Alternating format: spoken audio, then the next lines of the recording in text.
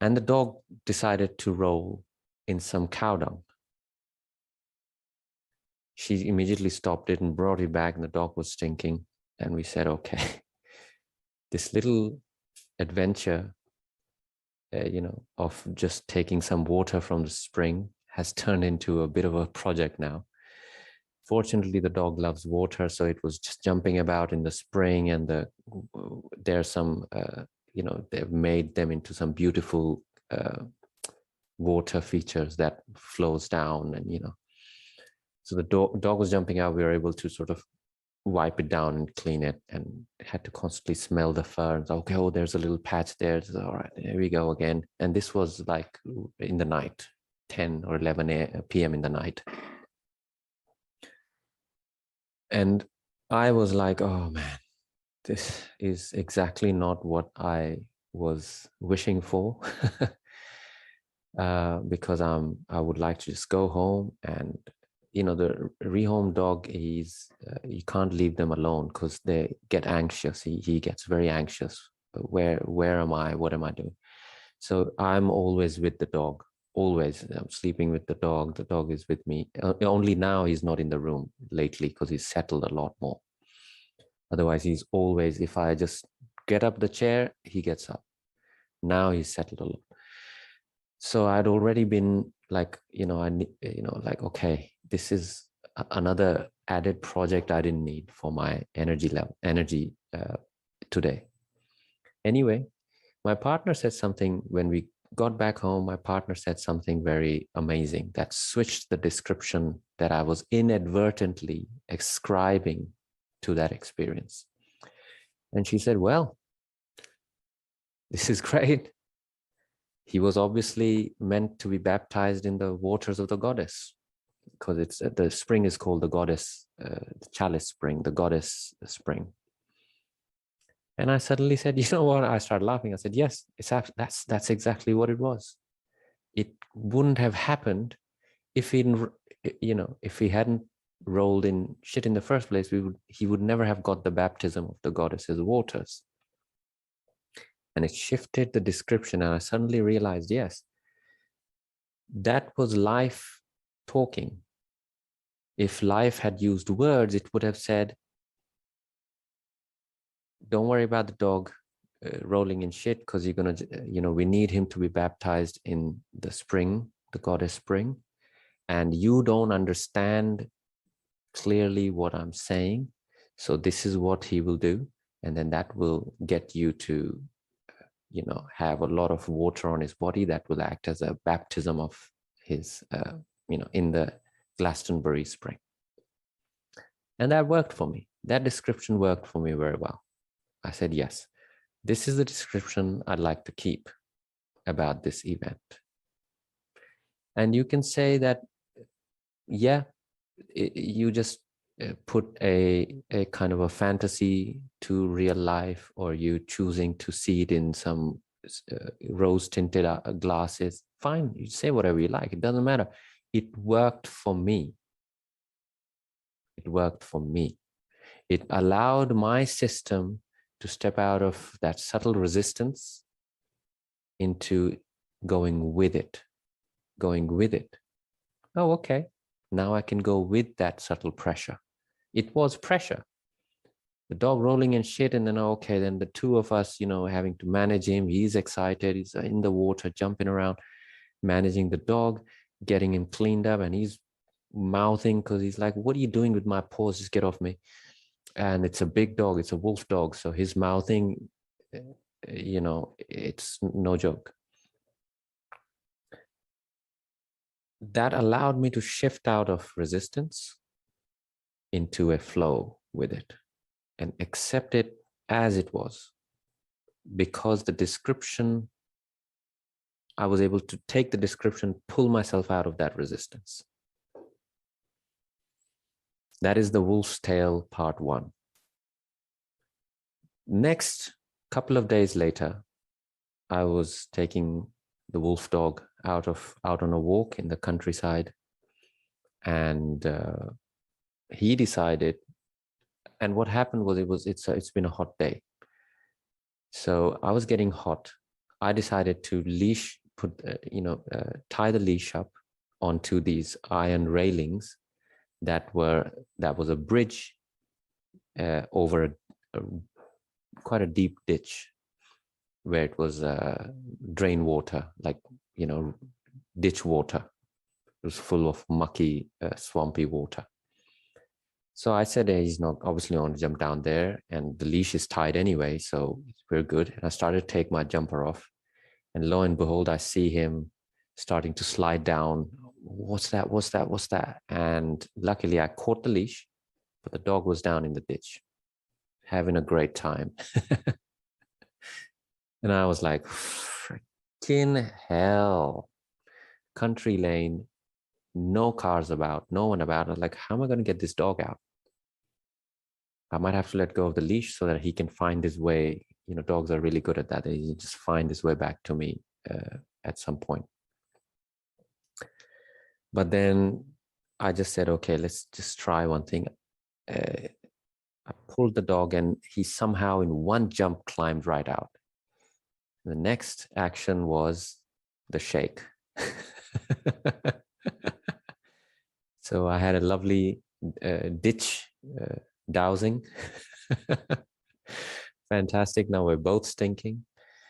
And I walked him to a place where I know it's a pet shop, just, before the countryside starts. And the lady gave me some wipes to start wiping down, took him home, washed him as best as I could, and then took him back to that spring again. Because I thought, okay, he's not, it's not washing off him properly. So let's take him to the spring where I can really clean him. That walking from my house to that spring is about half an hour's good walk. And it's a lot of traffic, narrow places. So I have to really keep the dog on a tight leash. This is a dog that's been rehomed 1 week ago. It's never gone down these roads. It's a completely new area to the dog. It comes from another area of England completely. Big adventure. It's a really lovely dog with a good temperament. So it really stayed with me. Washed him there, brought him back, and in time for an apprentice call. And again, I was tempted to go, wow, I mean, didn't ask for this, right? But then I remembered, I said, okay, you know what? Baptism again. The goddess called him back.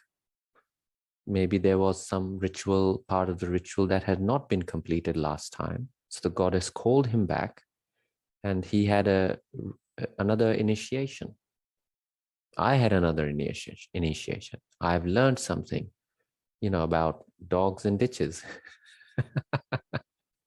Keep your eyes out and don't assume anything that your dog can't go there. It will go there. If it can, it will. Right? And I'm not that experienced with dogs. If I had some experience, I would have already clocked it, and it would not have happened.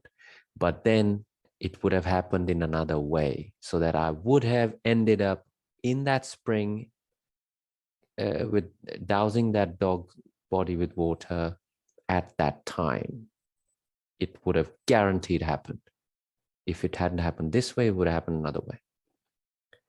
And again, the way the description of it allowed me to step out of the resistance into, okay, yeah, well, the goddess wanted him for another baptism, another dowsing, another touching of the waters. And so that's the way it panned out. It allowed me to accept what is and then make the best of it by changing the description. So that whether life was talking to me, whether life actually talks to us, whether life is personal or impersonal, these are all, what are you going to do with answering these questions? Nothing. You will just become a guru with big followers. That's all you'll end up becoming. The answers to these questions is irrelevant. What is relevant, that this paradigm was useful to me in order to change my description of something that actually happened in my life.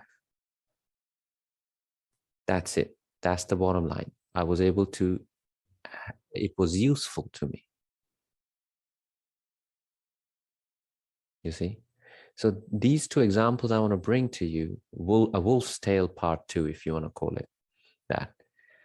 And so that it can give you an idea of how warriors go with the subtle pressure of life. You can choose to resist that subtle pressure and like, oh my God, I didn't ask for this, and have a breakdown and have a headache in the night after that and have illnesses, and because you're constantly resisting. Or you can change your description of it, something that allows you to make use of that time, of your energy and time in that day or in that experience, in a way that stops the resistance, allows you to flow with the subtle pressure of life. You're going to get that pressure anyway. That pressure is not going away. It is not going away. Your job is to make use. It's kind of like we're basically coming from another angle about the same topic. Why am I here? You're here to train. And this is a real life kind of way to look at yourself and your life.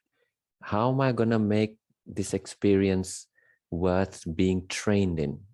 How am I going to make this experience an environment in which I get trained, rather than an environment in which I'm resisting and creating stories that don't work for me?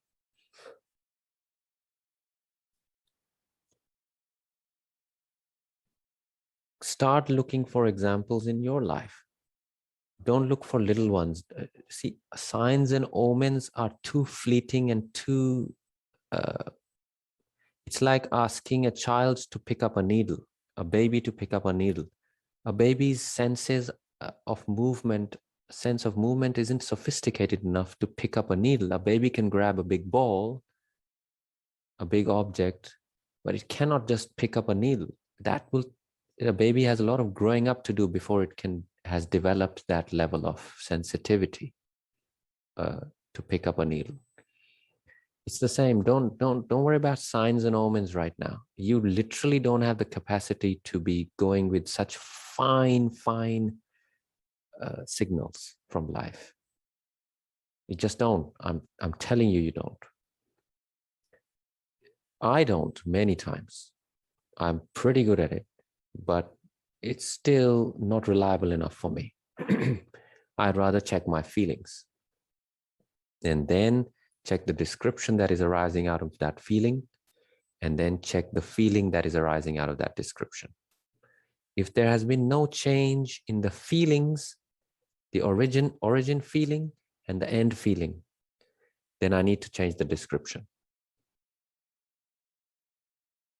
If the original feeling is useful and a good feeling, or a feeling that is empowering, that's also, then I don't need to change the description. The description is fine.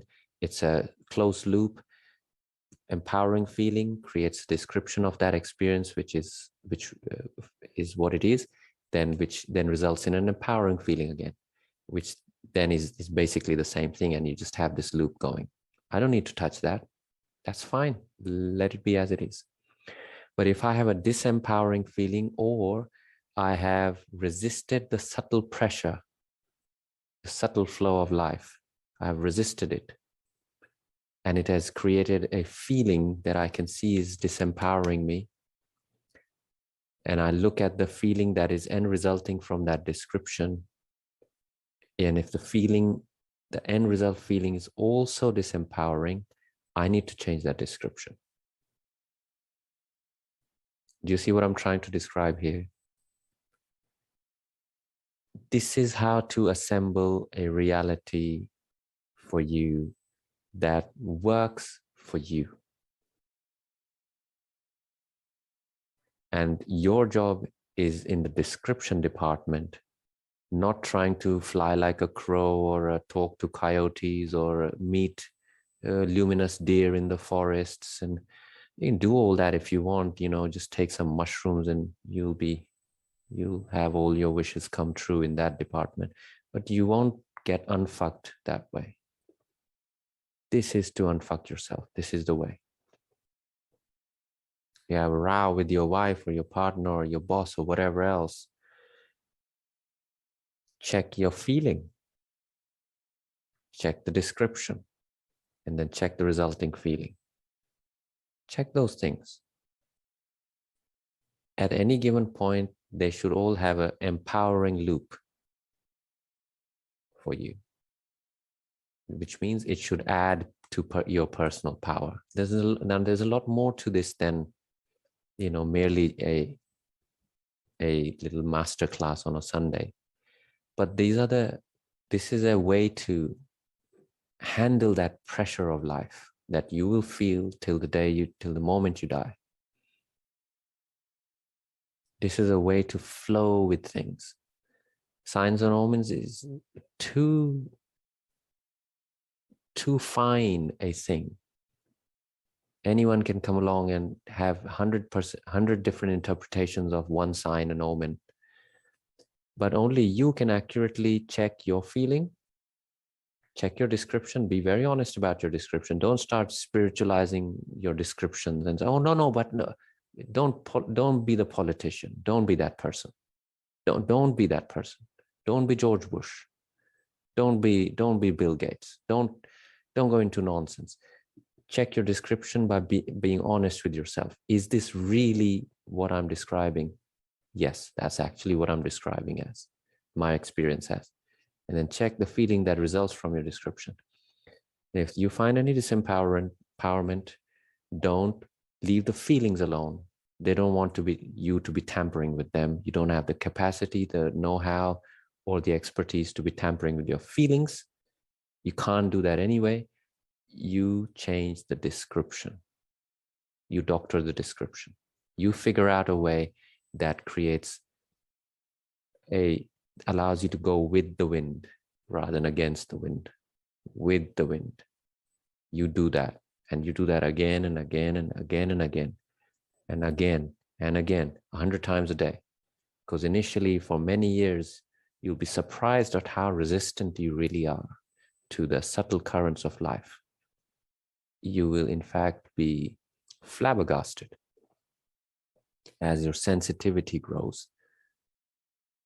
Right now, you're numb. And by you, I don't mean you personal, you as in whoever's, happens to come across this video. The parasite numbs and dumbs us so that we cannot feel the subtle flow of life anymore. And naturally, then the mind just starts creating nonsense about our life and then it's a self-fulfilling loop of misery. Okay, so that's the topic for today. Let's take some question and answers.